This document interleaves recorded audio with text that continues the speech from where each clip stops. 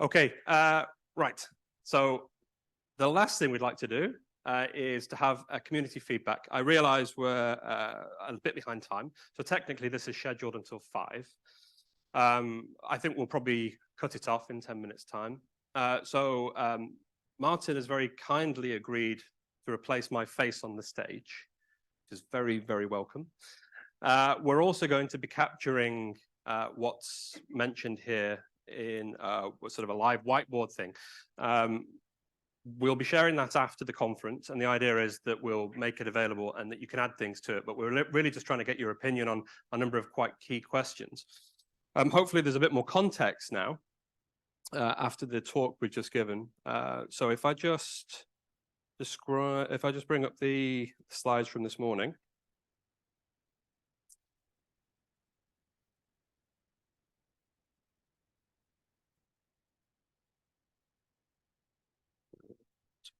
Take it through to where the questions are. So these were the questions that I posed this morning. And these are the ones I think would be great to talk around. And in order to allow Martin to do that, I'm going to give you the slide.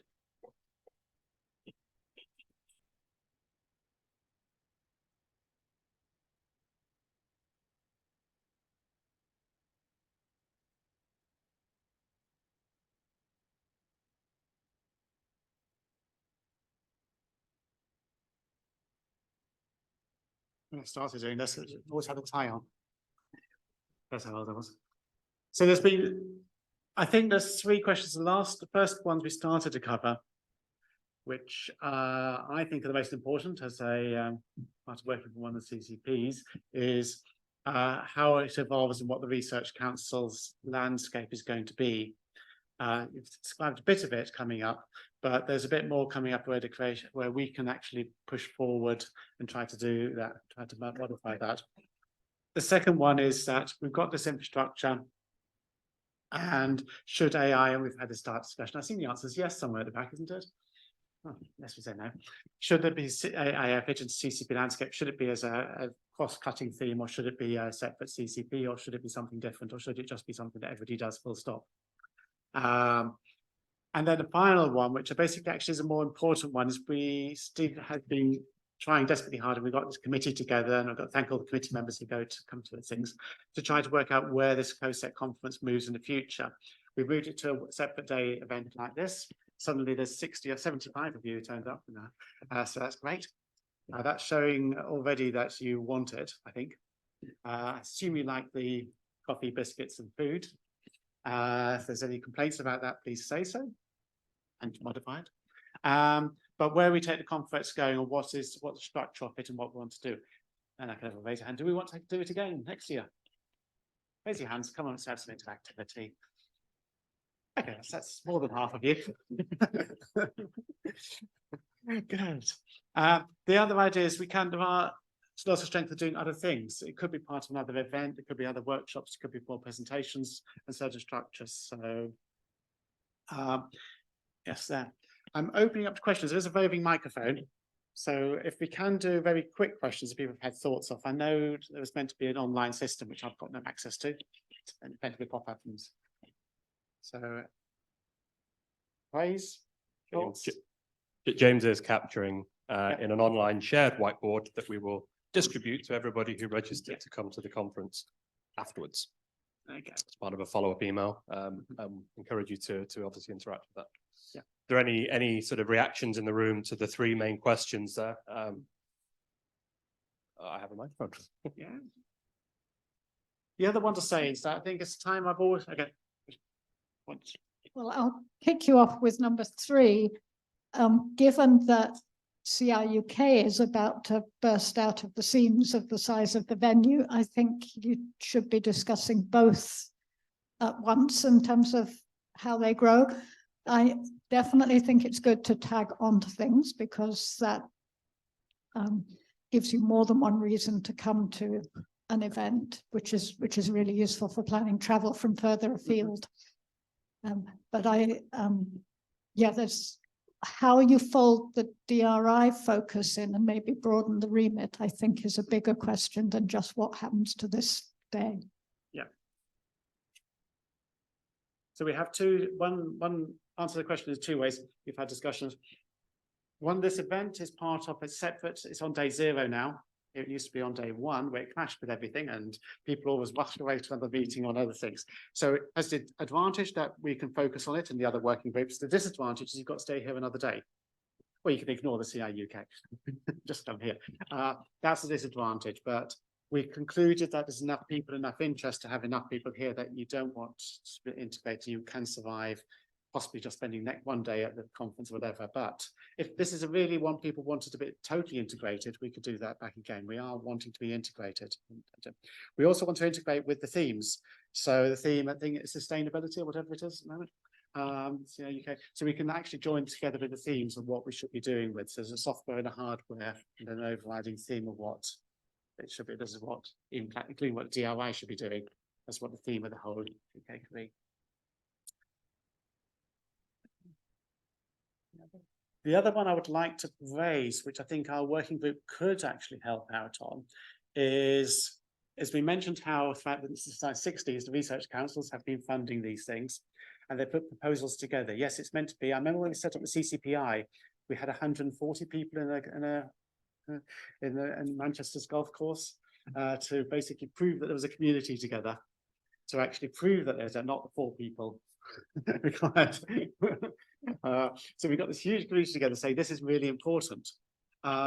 Now, that sounds like a lot of people. We've built this slowly up, and I don't think it needs that for a particular group. But if you are potentially going to be funded for next CCPs, this is an evolving thing. An individual CCP is not forever, and it shouldn't be. The world should evolve, and the world should do whatever. Whether it should be a net zero CCP, or whether it could be a climate one, or something like that. It could be sort of ethical ones. There could be sort of new science structures and new things, genetics, things like that coming in, which basically isn't so much in certain areas. If people aren't planning on CCP, this is also the forum to actually put together possibly part of this groups and part of these things in the next year or 6 months, a year or so, to actually get new ideas together. And so that's the other one I think people should actually be starting to think of. Maybe people will have little groups of 4 or 5 before they have the 20, 30 people teams. But I think we can help in that. And that's one thing I think CoSeC should be doing. But further questions? Comments? Any more comments in the room? We're all friendly.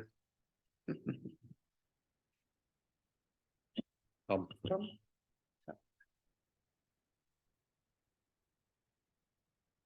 I have a real interest in the second question, I have to say, because I don't think it's quite as easy, perhaps, as maybe Alan made it sound. No, I think the second one's far too hard for me to answer. So I was going to respond to one. I mean, the question says, should the current? I mean, the answer to this answer is yes, the model will have to evolve because the DRI is going to change the way things happen, I think, quite significantly. I guess the question is, how should it evolve? And if you look back at things that used to exist in CoSeC, we've lost things like Software Outlook, which was a much more cross-cutting program. So I'd be interested in thoughts on what the balance is, or what the landscape could look like with domain-specific CCPs with more cross-cutting activities. There's also likely to be in DRI other interventions in terms of RSEs and other research professionals.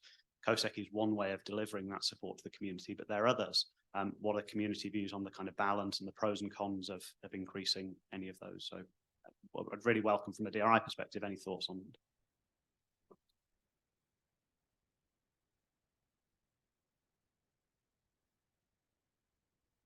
An opportunity to share your thoughts with a member of the DRI committee.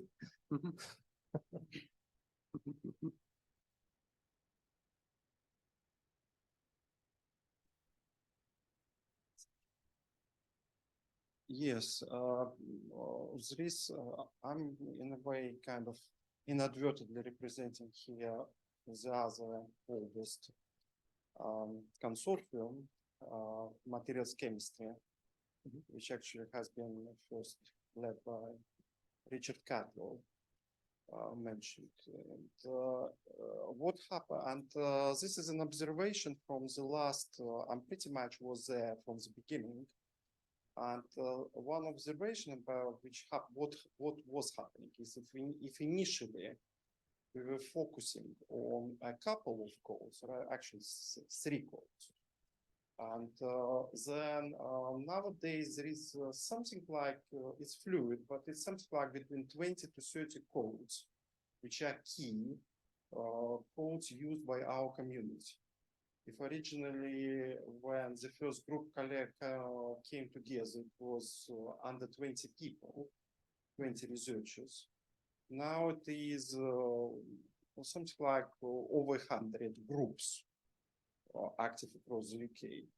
And with this, we all rely on these 20 or so, up to between 20 to 30 codes actually working on the new exascale facility. And yes, we very much appreciate that we have been given this support from 2.5 manpower. It's great, and we are very lucky because we actually have more than other consortia in this respect. But in reality, in view of if the new facility is coming in 2 years' time, or less than 2 years' time, the situation is actually quite desperate.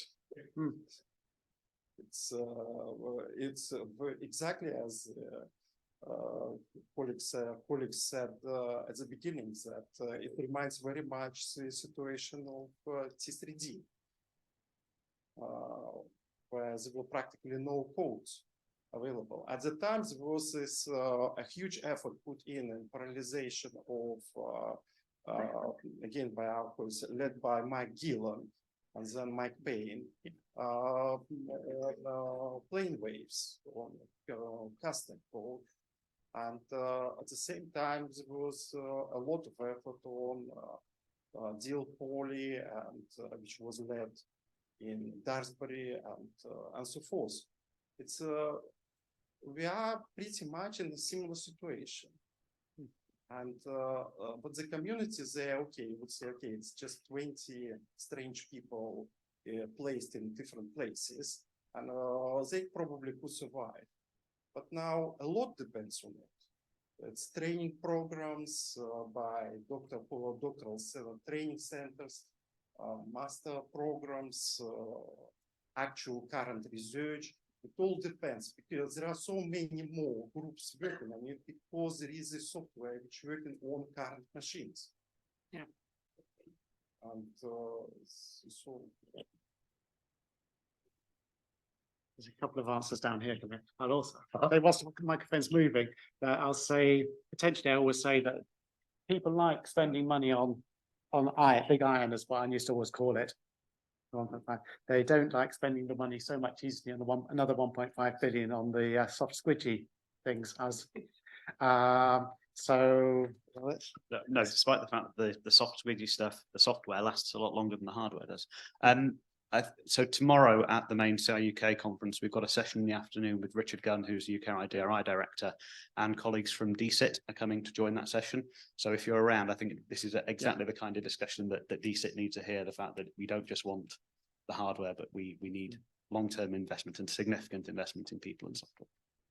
I think it's also for us as a committee to come along, and not just, we need you as well. We can't do it on us, is to come along and keep pushing that. Yeah, part of Alexei's question was also, yeah, and evidence is that, you know, the CCP model may be not something that is very sustainable, because having so many codes also means that some of the work is not on the scale and only chemistry. It's been stretched to, you know, everybody's doing multi-scale, and AI is part of the multi-scale. It's just not a distinct physically based, you know, model that is being used to generate data. It's a different kind of model. So there is a scope for CCP and AI, but if everything is merging together, is the CCP model sustainable? I mean, of course, there are core groups that develop methodologies are interested in particular areas, but nowadays it just flows from one area into another. So it would be very, very difficult for the model to sustain itself as it is. That's why it's changing. And Dave, I don't know whether you mentioned how many noble bodies there were into the CCP. You know, someone mentioned how many are surviving and how many were there in total. But there were CCPs that never even launched properly. So it's very difficult. And you mentioned 1.5 billion DRI, Stephen, but how much that goes and supports the software developers, even if they're distributed within academia. So it would be interesting to make a note of how much is invested in research and development and how much it actually goes to the people that develop or drive that software, even if the software is not based in the UK, because as it appears, we use a lot of international pieces of software developed by other states.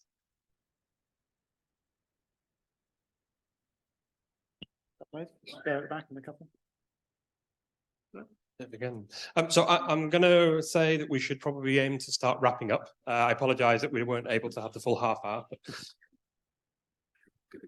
Okay, it might help to, as chair of CCPQC for quantum computing, to point out a few parallels to how we should think about AI.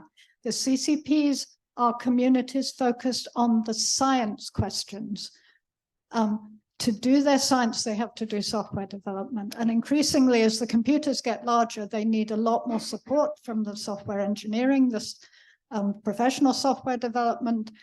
So the whole, what it takes to do computational science and engineering has been changing and changing quite rapidly as the computers grow. But there also needs to be research then into into quantum computing itself and into the AI techniques. So you have more cross-cutting activities that are needed at that level. But don't forget, the core is the communities that are focused on the science questions. It's not focused on developing the AI for its own sake. Yeah. So they need the support to use it, but you always need to go, what's the output? What's the reason for doing this? And the reason for that is to get the science done.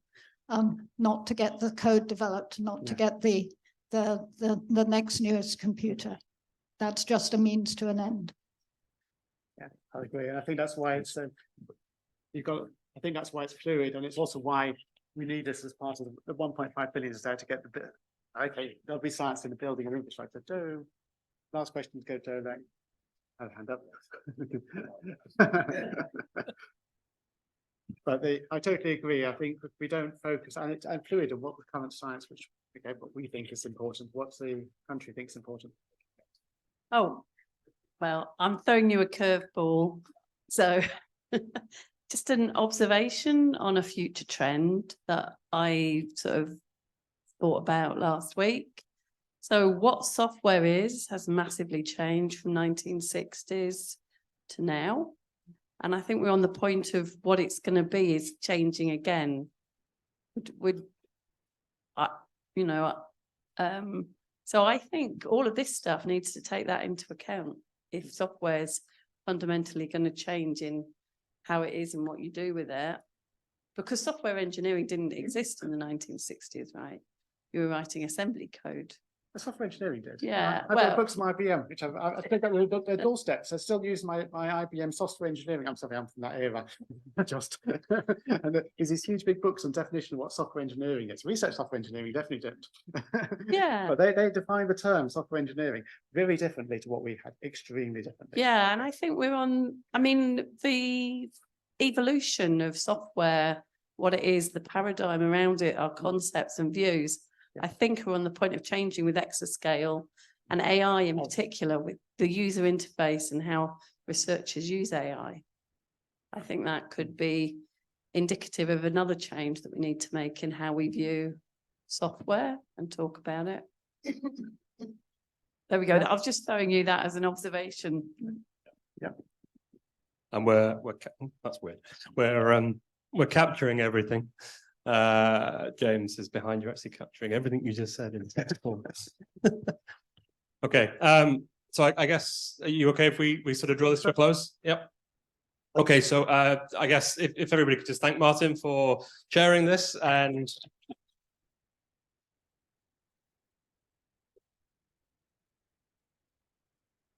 I guess it leaves it leaves it to me to close. I wonder, has anybody gone to ChatGPT and asked if it can write an exascale ready code?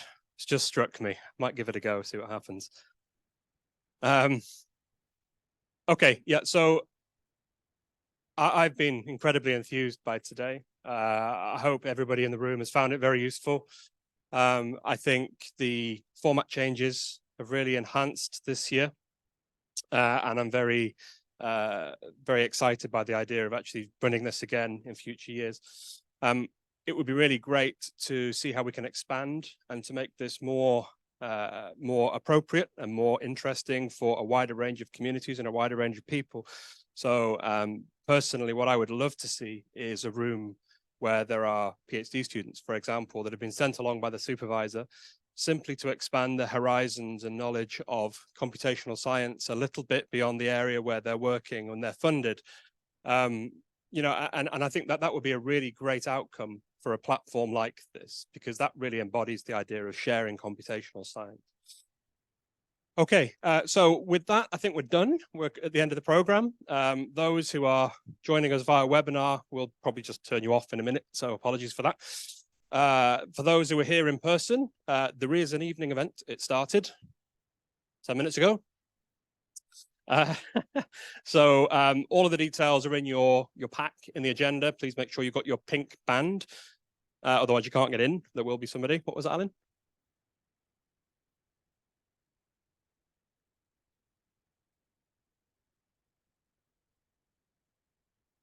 Oh, okay, right. So it's in a street at number 5. I think the address is on a piece of paper in your pack. It's called the Gasworks. It's 5 minutes walk away, so you'll find it on Google Maps, I'm sure. And just finally, to reiterate, I think in some ways what Tom said earlier. Obviously, this is part of a wider event. If you haven't been to CIUK before, this is the biggest and best year of this event. It really is. It's sold out. So please do stay and please do engage with the program that CIUK has over the next 2 days. The exhibitors are there. It's an interesting thing just to go around and talk to them. But there will be some really, you know, as you say, Richard Gunn is here tomorrow to chair a session on the UK or IDRI program. And so there's a huge amount of information here for research technology professionals around the theme of sort of sustainability and HPC, which is CIUK's theme this year. So with that, I'd like to draw this to a close. Thank you all for attending. Thanks for engaging so well. I hope to see you next year and tomorrow and Friday. And yeah, so thank you. Thanks, everybody.